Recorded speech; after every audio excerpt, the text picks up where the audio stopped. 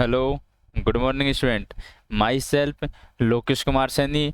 आज हम इस इम्पेटर्स नर्सिंग एकेडमी के थ्रू हम एक टॉपिक पढ़ाना स्टार्ट कर रहे हैं। वो टॉपिक है neural tube defect. Neural tube defect एक ऐसी कंजेनाइटल एबनॉर्मलिटी, एक ऐसी जन्मजात बीमारी जिसमें एबनॉर्मलिटी होती है न्यूरल ट्यूब में। अब ये न्यूरल ट्यूब होती क्या है? न्यूरल ट्यूब एक प्रोटेक्टिव कवरिंग होती है। न्यूरल ट्यूब एक प्रोटेक्टिव कवरिंग होती है। किसकी? न्यूरल ट्यूब प्रोटेक्टिव कवरिंग होती है ब्रेन और स्पाइनल कॉर्ड की। किसकी? ब्रेन और स्पाइनल कॉर्ड की। हम बात करेंगे कि न्यूरल ट्यूब प्रोटेक्टिव कवरिंग तो होती है ब्रेन और स्पाइनल कॉर्ड की, लेकिन न्यूरल ट्यूब को भी अपन ने दो भागों में क्लासिफाई किया गया है। एक तो soft neural tube, soft neural tube और हार्ड न्यूरल ट्यूब। बात करेंगे अपन सॉफ्ट न्यूरल ट्यूब और हार्ड न्यूरल ट्यूब। तो सॉफ्ट न्यूरल ट्यूब जो कवर करती है ब्रेन और स्पाइनल कॉर्ड को, वो होती है मेनिंजीज। क्या होती है? मेनिंजीज। जबकि नेक्स्ट बात करेंगे हार्ड न्यूरल ट्यूब, और हार्ड न्यूरल ट्यूब की बात करेंगे अपन तो हार्ड न्यूरल ट्यूब दो टाइप की। एक तो होती है स्कल जो ब्रेन को कवर करता है, एक सो स्कल जो ब्रेन को कवर करता है, और नेक्स्ट होती है वर्टिब्रल कॉलम। नेक्स्ट होती है वर्टिब्रल कॉलम जिसे अपन रीढ़ की हड्डी भी कहते हैं, जो स्पाइनल कॉर्ड को कवर करती है, जो स्पाइनल कॉर्ड को कवर करती है। तो गाइज अपना आज टॉपिक था न्यूरल ट्यूब डिफेक्ट। जस्ट इसके इंट्रोडक्शन के बारे में समझे। न्यूरल ट्यूब एक कंजेनाइटल एबनॉर्मलिटी होती है, एक कंजेनाइटल डिसऑर्डर होता है, एक जन्मजात बीमारी होती है जिसमें एबनॉर्मलिटी पाई जाती है न्यूरल ट्यूब में। मीन बच्चे के डेवलपमेंट के दौरान, बच्चे का उसके डेवलपमेंट के दौरान एक न्यूरल ट्यूब में डिफेक्ट पाया जाना, उसमें डिफेक्ट डेवलप हो जाता है। अब बात करें कि भाई न्यूरल ट्यूब डिफेक्ट, पहली चीज तो ये डिसऑर्डर है, एक जन्मजात बीमारी है। इसमें न्यूरल ट्यूब होती क्या है? तो न्यूरल ट्यूब कुछ भी नहीं है। न्यूरल ट्यूब एक प्रोटेक्टिव कवरिंग है। न्यूरल ट्यूब एक प्रोटेक्टिव कवरिंग होती है। किसकी? ब्रेन और स्पाइनल कॉर्ड की। ब्रेन और स्पाइनल कॉर्ड की प्रोटेक्टिव कवरिंग होती है। अब अपन बात करेंगे कि ये न्यूरल ट्यूब भी दो टाइप की है, एक तो सॉफ्ट न्यूरल ट्यूब और एक hard neural tube. Soft neural tube होती है वो अपने ब्रेन और स्पाइनल कॉर्ड, वर्टिब्रल कॉर्ड मतलब स्पाइनल कॉर्ड, इन दोनों कवर करती है, जिसका नाम है मेनिंजीज। बात करेंगे अपन hard neural tube. Hard neural tube में अपन फर्स्ट आता है स्कल जो ब्रेन को कवर करता है, और सेकंड वर्टिब्रल कॉलम जो स्पाइनल कॉर्ड को कवर करता है। ये जस्ट इसका इंट्रोडक्शन है। नेक्स्ट बात करेंगे कि ऐसी कौन कौन सी कंडीशन है, ऐसे क्या कारण है जिसकी वजह से न्यूरल ट्यूब डेवलप हो सकता है। अपन बात करेंगे इसका स्पेसिफिक कॉज तो है नहीं है, लेकिन कुछ टेरिटोजेनिक एजेंट बात करेंगे अपन। Next aetiology. ईटियोलॉजी में कुछ टेरिटोजेनिक एजेंट। अब टेरिटोजेनिक एजेंट की बात करेंगे अपन तो इसमें फर्स्ट है टॉर्च इन्फेक्शन। टॉर्च इन्फेक्शन, अभी टॉर्च इन्फेक्शन क्या होता है? टॉर्च इन्फेक्शन कुछ वायरस, पैरासाइट और बैक्टीरिया का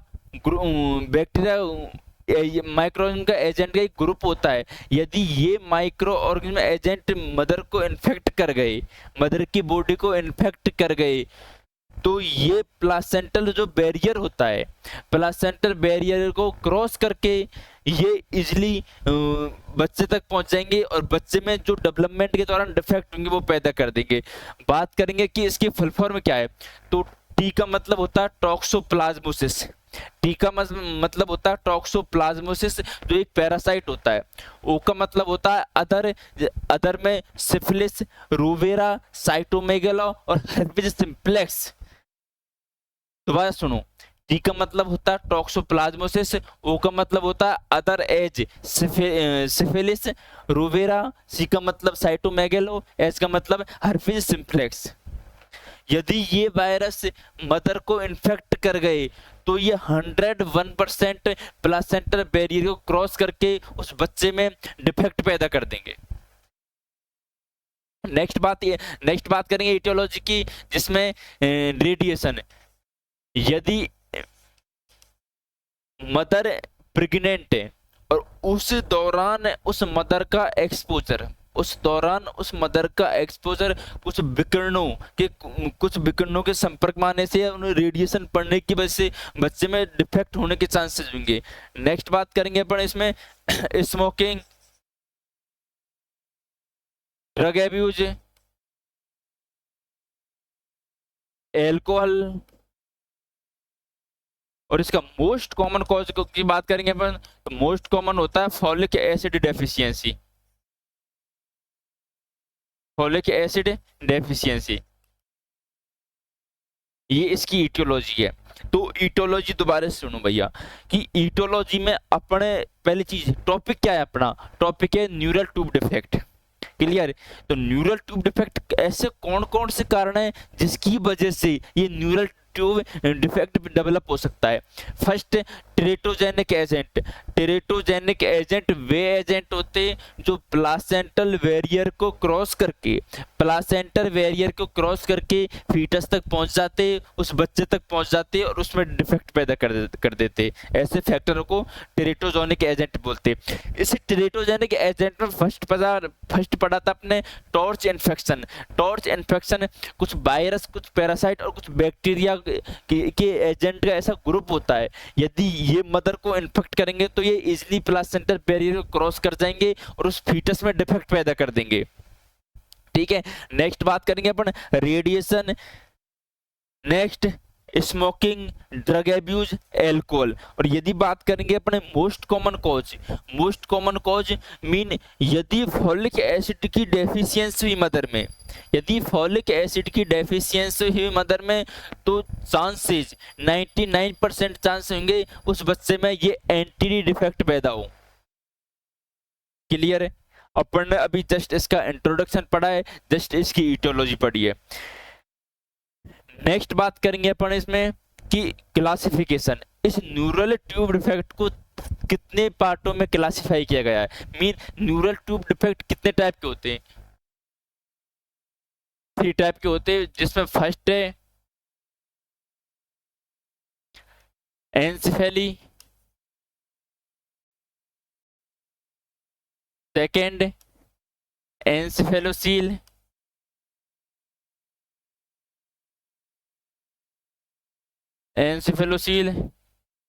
नेक्स्ट स्पाइना बाइफिडा। बात करेंगे अपन एंसेफेली।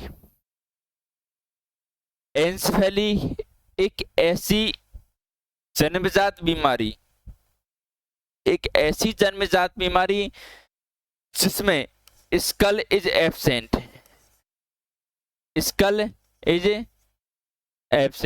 अब मुझे बताओ, जब ये अपना ब्रेन को कवर करने वाली स्ट्रक्चर एब्सेंट रहेगी तो क्या ब्रेन का एनवायरनमेंट में एक्सपोजर होगा? नहीं होगा। बिल्कुल 100% इसका एनवायरनमेंट में एक्सपोजर होगा। यदि इस ब्रेन का एनवायरमेंटल एक्सपोजर होगा तो बच्चा क्या सर्वाइव कर पाएगा? बच्चा सर्वाइव कर पाएगा मात्र 1 से 7 दिन, और जो भी रेयर कंडीशन में तुरंत बच्चे की डेथ हो जाएगी।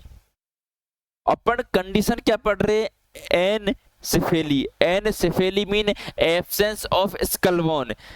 यदि एब्सेंस ऑफ स्कल बोन रहेगी तो ब्रेन का एनवायरमेंटल एक्सपोजर होगा और उसकी वजह से बच्चे की डेथ जल्दी हो जाएगी, बच्चा सरवाइव नहीं कर पाएगा। नेक्स्ट बात करेंगे एनसेफेलोसील एक ऐसी कंडीशन है जिसमें ब्रेन स्कल बोन तो होगी, लेकिन स्कल बोन के बीच में वाइड स्पेस होगा। ध्यान से सुनो, एनसेफेलोसील एक ऐसी कंडीशन है जिसमें स्कल बोन तो present, skull bone present but wide space present between bone. यदि स्कल बोन प्रेजेंट है और उसमें वाइड स्पेस है, तो क्या ब्रेन की स्ट्रक्चर बाहर निकलेगी? नहीं निकलेगी, बिल्कुल 100% ब्रेन की स्ट्रक्चर बाहर निकलेगी। तो ये कंडीशन, इसमें बच्चा सरवाइव कर सकता है, इसमें बच्चा सरवाइव कर सकता है। अपन ने अभी तक दो कंडीशन पढ़ी, एनसेफेली मीन स्कल बोन एब्सेंट। यदि स्कल बोन एब्सेंट तो ब्रेन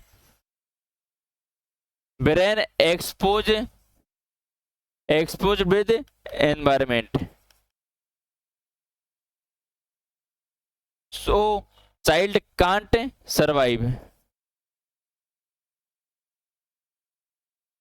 सेकेंड कंडीशन पड़ी एन्सेफेलोसील। एन्सेफेलोसील मीन स्कल बोन प्रेजेंट है बट वाइड स्पेस है, और उन वाइड स्पेस के थ्रू ब्रेन की जो स्ट्रक्चर है, ब्रेन के जो इंटरनल टिश्यू है, उनका एलिवेशन हो जाएगा, उनका एलिमिनेशन हो जाएगा इन वाइड स्ट्रक्चर से।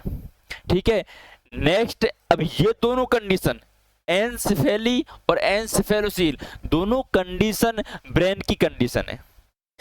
बात करेंगे स्पाइना बाइफिडा, तो स्पाइना बाइफिडा एक रीढ़ की हड्डी की प्रॉब्लम है, एक वर्टिब्रल कॉलम की प्रॉब्लम है। इस स्पाइना बाइफिडा कंडीशन में क्या होगा? इस स्पाइना बाइफिडा कंडीशन में एक ओपनिंग प्रेजेंट रहेगी, opening present in vertebral column. अब इस ओपनिंग प्रेजेंट की वजह से इस स्पाइना बाइफिडा को अपन नेक्स्ट दो कंडीशन में डिवाइड करेंगे। स्पाइना बाइफिडा,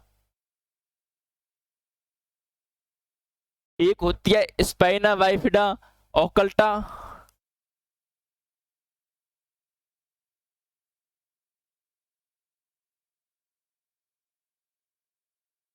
और एक होती है स्पाइना बाइफिडा सिस्टिका।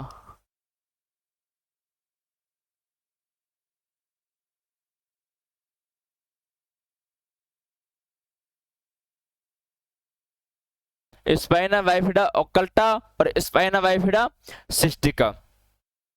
बात करेंगे अपने स्पाइना बाइफिडा ओकल्टा क्या होता है। स्पाइना बाइफिडा ओकल्टा एक ऐसी कंडीशन है जिसमें से रीढ़ की हड्डी पूरी तरह बनी नहीं होगी, रीढ़ की हड्डी में ओपनिंग प्रेजेंट होगी, opening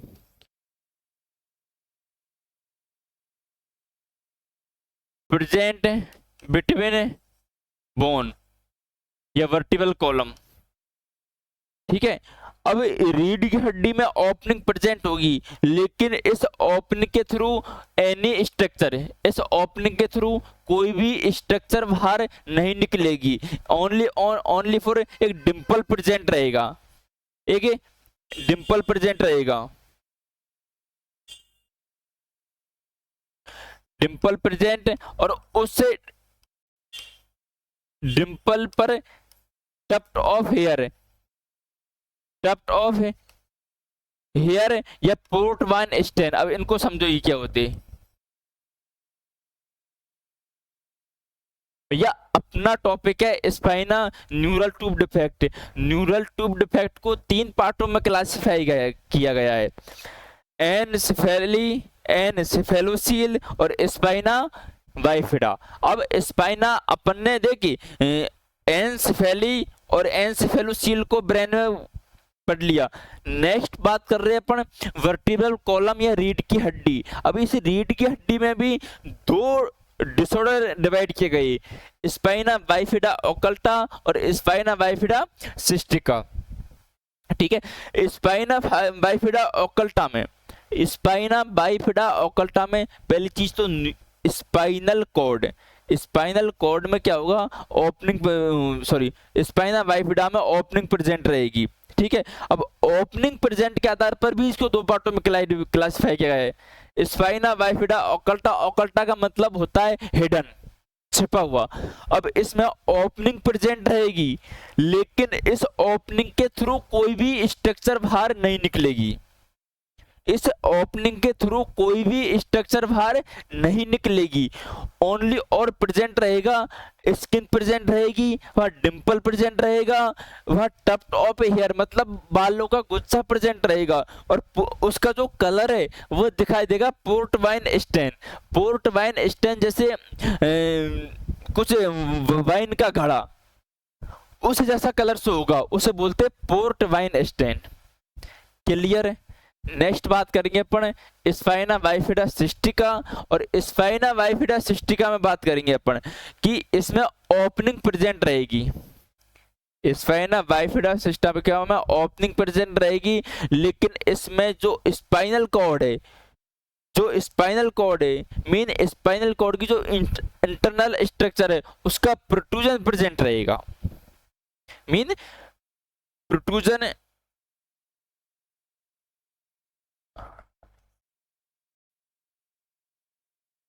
protrusion of organ, protrusion of organ through opening. ठीक है, अब इस प्रोट्रूजन ऑफ ऑर्गन को अपन नेक्स्ट इसको दो पार्टों में क्लासिफाई किया गया है। अब ये क्लासिफिकेशन किस पर डिपेंड है, ये क्लासिफिकेशन डिपेंड है कि इसमें कौन कौन से स्ट्रक्चर बाहर निकल रही है, ये क्लासिफिकेशन डिपेंड है कि इसमें कौन कौन से स्ट्रक्चर बाहर निकली है। तो इसमें अपन बात करेंगे, फर्स्ट टाइप है मेनिंजोसील, सेकेंड कंडीशन है मेनिंजो माइलो मेनिंजोसील,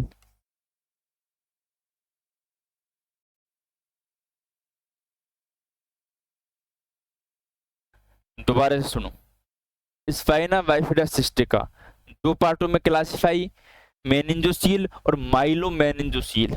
ठीक है, अब मेनिंजो जो सील है,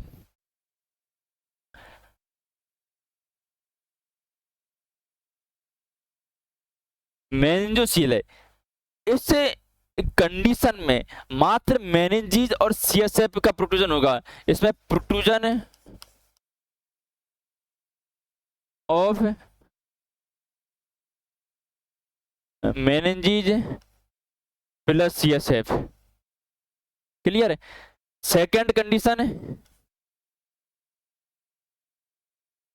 माइलो मेनिंजो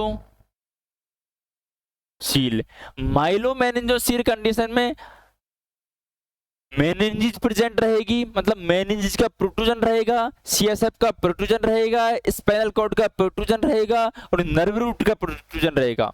इसमें protrusion of meninges plus CSF plus nerve root plus spinal cord.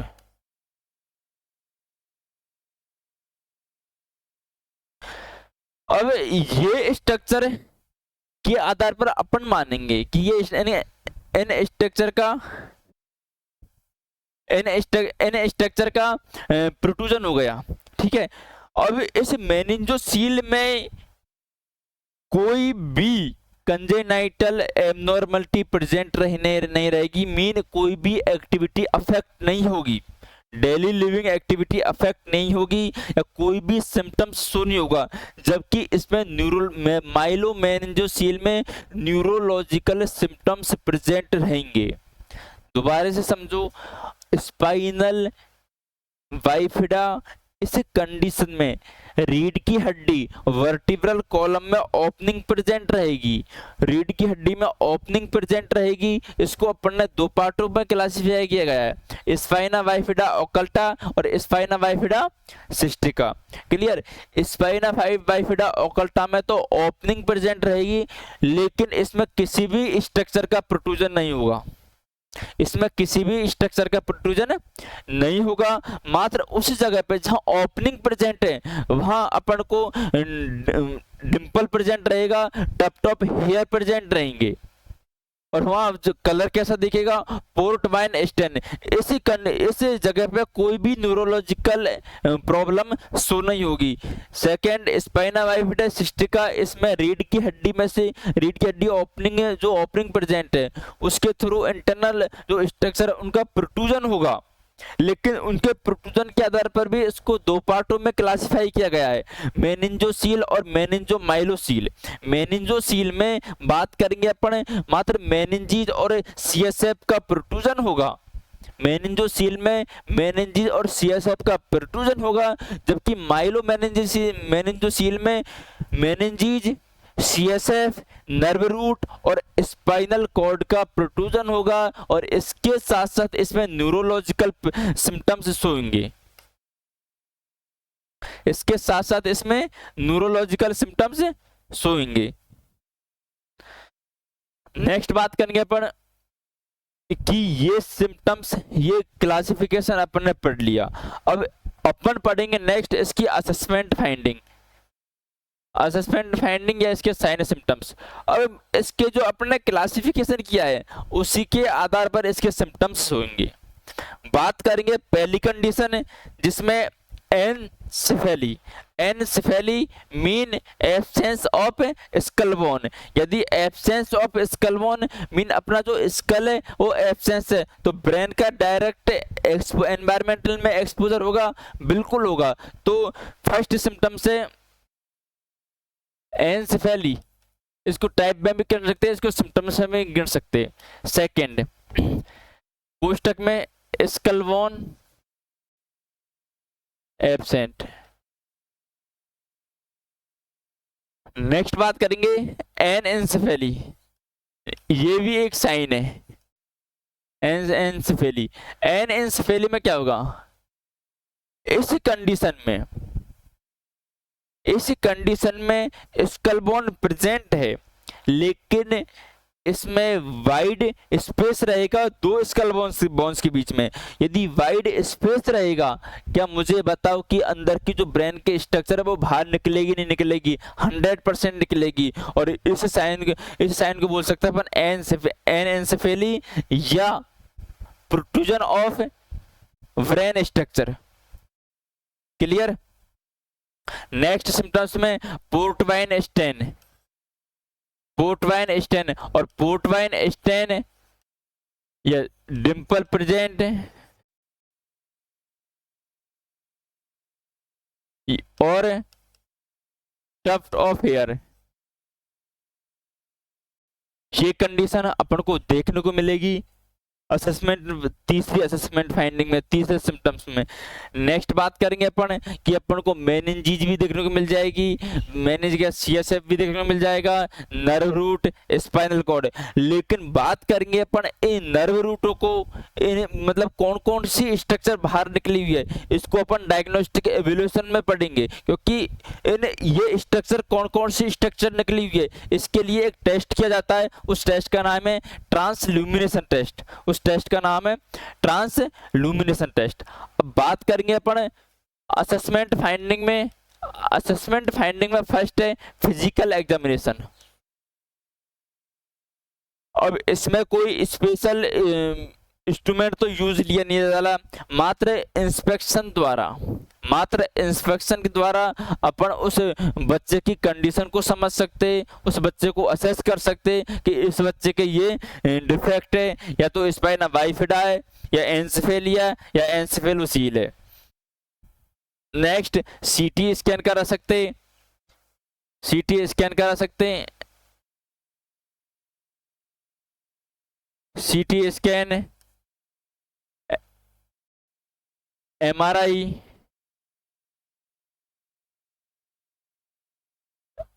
MRI। Next इसका नेक्स्ट इंपॉर्टेंट और डायग्नोस्टिक टेस्ट होता है ट्रांसल्यूमिनेशन टेस्ट।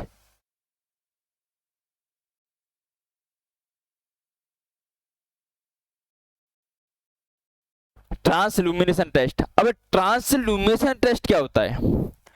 ट्रांसल्यूमिनेशन टेस्ट एक ऐसा टेस्ट है, इसमें बच्चों को किसी अंधेरे कमरे में ले जाया जाएगा। इसमें किसी बच्चे को अंधेरे कमरे में ले जाया जाएगा और बच्चे को पकड़ के अपन एक टॉर्च लेंगे और टॉर्च लेकर के जो स्ट्रक्चर है पीछे की, जो ऑर्गन जो स्ट्रक्चर निकली हुई है उस स्ट्रक्चर में लाइट देंगे। उस स्ट्रक्चर में लाइट देंगे साइड से, ताकि अपन असेस कर सकते कि उन स्ट्रक्चर में कौन कौन सी, या तो सीएसएफ प्रेजेंट रहेगा या मेनिंजेस प्रेजेंट रहेगी या नर्व रूट या स्पाइनल कॉर्ड। ध्यान से सुनो, अपना टेस्ट है ट्रांसल्यूमिनेशन टेस्ट। ट्रांसल्यूमिनेशन टेस्ट में क्या करेंगे, बच्चे को अंधेरे कमरे में ले गए और बच्चे को अंधेरे कमरे में ले जाने के बाद अपन साइड से टॉर्च देंगे, साइड से टॉर्च लाएंगे और उस टॉर्च में देखेंगे, उस टॉर्च के सामने से देखेंगे कि इसमें कौन कौन से स्ट्रक्चर निकली हुई है। तो वो मेनिंजेस हो सकती है, वो सीएसएफ हो सकता है, वो स्पाइनल कॉर्ड हो सकता है, वो नर्व रूट हो सकती है। यदि मेनिंजेस और सीएसएफ निकली हुई है तो उसको किस में क्लासिफाई करेंगे, उसको क्लासिफाई करेंगे मेनिंजोसील में। यदि मेनिंजेस है, सीएसएफ है, नर्व रूट है और स्पाइनल कॉर्ड है, ये चारों स्ट्रक्चर निकली हुई है तो उसको किस में क्लासिफाई करेंगे, उसको क्लासिफाई करेंगे माइलोमेनिंजोसील में। तो यहां तक टॉपिक क्लियर है। नेक्स्ट बात करेंगे अपन इसमें मैनेजमेंट के बारे में। मैनेजमेंट स्पेशल मैनेजमेंट होता नहीं है इसमें। स्पेशल मैनेजमेंट सर्जिकल मैनेजमेंट होता है, लेकिन सर्जिकल मैनेजमेंट से पहले इसमें इनिशियल मैनेजमेंट प्रोवाइड किया जाता है। और इनिशियल मैनेजमेंट में क्या किया जाता है, इसमें इनिशियल मैनेजमेंट में बच्चों को प्रोन पोजीशन दी जाती है। मीन इसका इनिशियल मैनेजमेंट का मेन टारगेट होता है जो स्ट्रक्चर निकली हुई है, जो स्ट्रक्चर निकली हुई है या जो सेक लाइक प्रोट्रूजन है उसको रप्चर होने से बचाना। इनिशियल मैनेजमेंट का मेन टारगेट होता है जो प्रोट्रूजन है, वो सेक लाइक स्ट्रक्चर है, उसको रप्चर होने से बचाना, उसको डैमेज होने से बचाना। और उसको डैमेज होने से बचाना, यदि पीछे की साइड कोई स्ट्रक्चर प्रेजेंट है तो उसको अपन प्रायोरिटी में देंगे कि उसको प्रोन पोजीशन दे, उसको प्रोन पोजीशन दे। और प्रोन पोजीशन के साथ उसको गाउज पीस लेकर के, गाउज बीज जो कि डिप्ड होगा किसके साथ, एनएस के साथ, उस स्ट्रक्चर पर अप्लाई कर देंगे। इनिशियल मैनेजमेंट में अपन को कुछ भी नहीं करना। इनिशियल मैनेजमेंट में एक बच्चों को फर्स्ट प्रायोरिटी में प्रोन पोजीशन देंगे और प्रोन पोजीशन देने के बाद उसमें एक गाउज पीस लेंगे जो किससे डिप्ड होना चाहिए, एनएस से डिप्ड होना चाहिए, और उस सेकला के स्ट्रक्चर पर अप्लाई कर देंगे। ताकि यदि उसमें अपन ने कोई ऐसी गॉज अप्लाई नहीं किया या एनएस से डिप्ड गॉज अप्लाई नहीं किया तो वहाँ क्या होगा कि वो मेनिंजेस है वो इरिटेट करेगी, वो रप्चर हो सकती है, वहाँ इन्फेक्शन हो सकता है और एनी अदर कंडीशन हो सकती है। इसलिए अपन गॉज पीस अप्लाई करेंगे ताकि उसकी मॉइस्चर बनी रहे, उसकी मॉइस्टनेस बनी रहे। ठीक है। नेक्स्ट और इम्पोर्टेंट मैनेजमेंट है इसका सर्जिकल मैनेजमेंट। और सर्जिकल मैनेजमेंट जैसे बच्चे की डिलीवरी हुई तो कुछ दिनों बाद, कुछ महीनों बाद अपन सर्जिकल मैनेजमेंट अप्लाई कर सकते। और इस सर्जिकल मैनेजमेंट में, इस सर्जिकल मैनेजमेंट में जो स्ट्रक्चर बाहर निकली हुई है, जो स्ट्रक्चर बाहर निकली हुई है उसको अंदर रिवर्ट बैक कराना। Revert back of internal structure, revert back of ये प्रोट्रूडेड स्ट्रक्चर है। क्लियर। अब बात करेंगे, इसमें क्वेश्चन यहां से बनता है कि अपन ने किसी न्यूरल डिफेक्ट बच्चे का ऑपरेशन किया, सर्जिकल मैनेजमेंट किया, तो इसमें मोस्ट कॉमन कौन सा कॉम्प्लिकेशन देखने को मिलता है? मोस्ट कॉमन कौन सा कॉम्प्लिकेशन देखने को मिलता है? तो मोस्ट कॉमन कॉम्प्लिकेशन की बात करेंगे अपन तो इसमें हाइड्रोसेफेली, हाइड्रोसेफेली। और हाइड्रोसेफेली क्यों देखने को मिलता है, इसका रीजन सुनो। अपन ने अपनी स्ट्रक्चर निकली हुई है मेनिंजीज, CSF और स्पाइनल कॉर्ड, ठीक है। यदि इन तीनों चारों स्ट्रक्चर को रिवर्ट बैक किया, उनकी नॉर्मल स्ट्रक्चर में लाया, तो CSF किस में फिल होता है? मेनिंजीज में फिल होता है। यदि कुछ ऐसा वो मेनिंजीज एक दूसरे से चिपक जाए, वो मेनिंजीज एक दूसरे से चिपक जाए ताकि वो फ्लो होता है CSF का, उसमें ऑब्स्ट्रक्शन पैदा हो जाए। ध्यान सुनना कि अपन पढ़ क्या रहे, अपन सर्जिकल मैनेजमेंट पढ़ रहे, और सर्जिकल मैनेजमेंट में कि मोस्ट कॉमन कॉम्प्लिकेशन क्या देखने को मिलेगा आफ्टर सर्जरी, तो हाइड्रोसेफेली देखने को मिलेगा। हाइड्रोसेफेली क्यों देखने को मिलेगा? तो रीजन बता रहा हूं, जब अपन किसी स्ट्रक्चर को रिवर्ट बैक करते तो वो मेनिंजेस या तो चिपक सकती है या उनका थोड़ी बहुत टेढ़ी मेढ़ी हो सकती है। इसकी वजह से CSF जो पाथवे होता है उसमें ऑब्स्ट्रक्शन पैदा हो सकता है, और ऑब्स्ट्रक्शन पैदा होगा तो CSF का कलेक्शन होगा, और CSF का कलेक्शन होगा तो कंडीशन डेवलप हो सकती है हाइड्रोसेफेली। क्लियर?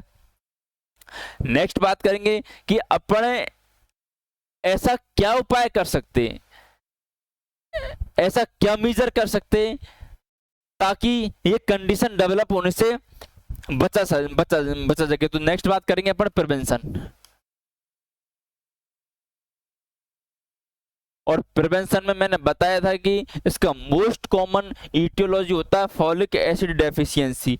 इसकी मोस्ट कॉमन इटियोलॉजी होती है फॉलिक एसिड डेफिशिएंसी, और फॉलिक एसिड डेफिशिएंसी तो अपन क्या करेंगे कि उस बच्चे को मीन प्रेगनेंसी से पहले उसको जो काउंसलिंग की जाती है उसी दौरान फॉलिक एसिड को दिया जाए। अब ध्यान से सुनना कि न्यूरल ट्यूब डिफेक्ट को प्रेगनेंसी से पहले क्यों दिया जाता है? इसको फॉलिक एसिड को प्रेगनेंसी से पहले क्यों दिया जाता है? इसको प्रेगनेंसी से पहले इसलिए दिया जाता है क्योंकि जो न्यूरल ट्यूब होती है इसका निर्माण होता है प्रेगनेंसी के 2 से 3 वीक में। क्लियर? 2 से 3 वीक में यदि कोई लेडीज प्रेग्नेंट हो गई तो अपन को पता कब चलेगा? नेक्स्ट मंथ उसके मिस्ड पीरियड से नेक्स्ट मंथ मीन वो असेस करेगी कि अब की बार तो पीरियड आया नहीं, तो उस दौरान जब वो असेस करेगी, वो जांच करेगी कि वो प्रेग्नेंट हो गई, तब तक तो उस बच्चे की न्यूरल ट्यूब का जनरेशन स्टार्ट हो जाता है। अब उसी टाइम यदि फॉलिक एसिड लिया तो उस टाइम कोई इफेक्ट नहीं करेगा, उस टाइम इतना इफेक्ट शो नहीं करेगा। इसलिए ध्यान देना कि फॉलिक एसिड को अपन प्रेगनेंसी से पहले एडवाइज की जाती है कि फॉलिक एसिड ले ताकि इस डिसऑर्डर से बचा जा सके। तो गाइज हमने आज टॉपिक पढ़ा था अपना neural tube defect. Neural tube defect का यदि रिवीजन बात करें तो रिवीजन में अपन कि न्यूरल ट्यूब होता क्या है, डिफेक्ट होता क्या है। एक ऐसी जन्मजात बीमारी है, एक ऐसी कंजेनाइटल एबनॉर्मलिटी जिसमें जो न्यूरल ट्यूब है उसका सही तरह से निर्माण नहीं हो पाना।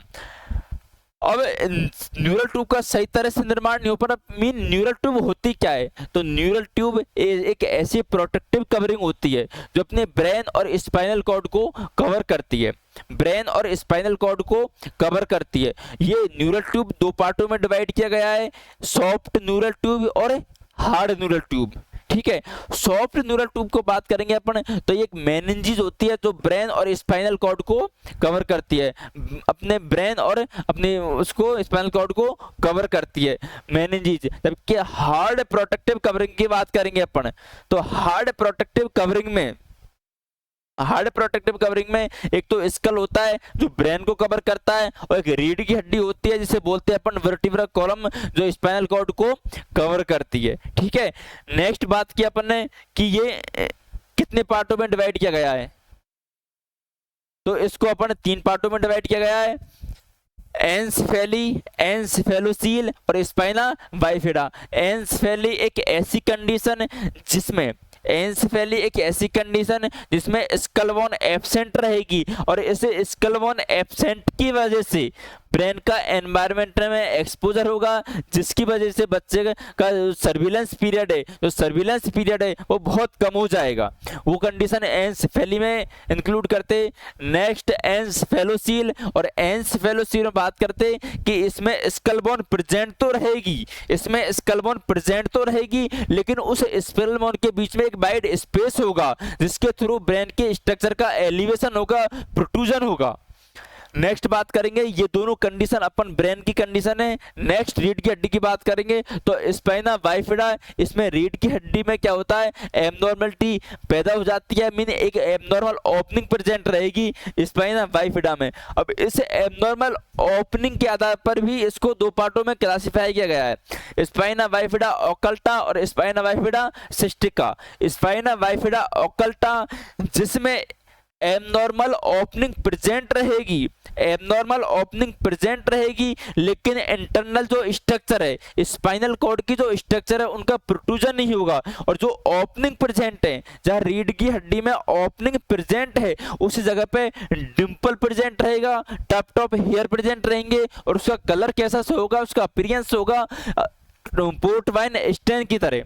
ठीक है, इसमें कोई भी न्यूरोलॉजिकल एबनॉर्मलिटी प्रेजेंट नहीं रहेगी। सेकेंड है स्पाइना बाइफिडा सिस्टिका, इसमें एबनॉर्मलिटी या एबनॉर्मल ओपनिंग प्रेजेंट रहेगी, लेकिन इसको कौन कौन से स्ट्रक्चर निकली हुई है उसके आधार पर दो पार्टों में क्लासिफाई किया गया है, एक तो मेनिंजोसील और एक मेनिंजोमाइलोसील। मेनिंजोसील की बात करेंगे अपन तो मेनिंजोसील में प्रोट्रूजन होगा मेनिंजिस का, सीएसएफ का, जबकि माइलो मेनिंजोसील में प्रोट्रूजन होगा सीएसएफ का, मेनिंजिस का, नर्व रूट का और स्पाइनल कॉर्ड का। इसमें न्यूरोलॉजिकल एबनॉर्मलिटी प्रेजेंट रहेगी, जबकि मेनिंजोसील में कोई भी न्यूरोलॉजिकल सिम्टम्स शो नहीं करेगा। ठीक है, नेक्स्ट बात करें इसमें असेसमेंट फाइंडिंग की, तो असेसमेंट फाइंडिंग जैसे जैसे स्ट्रक्चर दिखी हुई है वैसे वैसे इसके साइन सिम्टम्स लिख सकते हैं अपन, लेकिन इंपॉर्टेंट बात करेंगे मेनिंजोमाइलोसील में ऐसे कौन कौन से सिम्टम्स हैं जो डेवलप हो सकते हैं। एक तो होता है पैराप्लेजिया,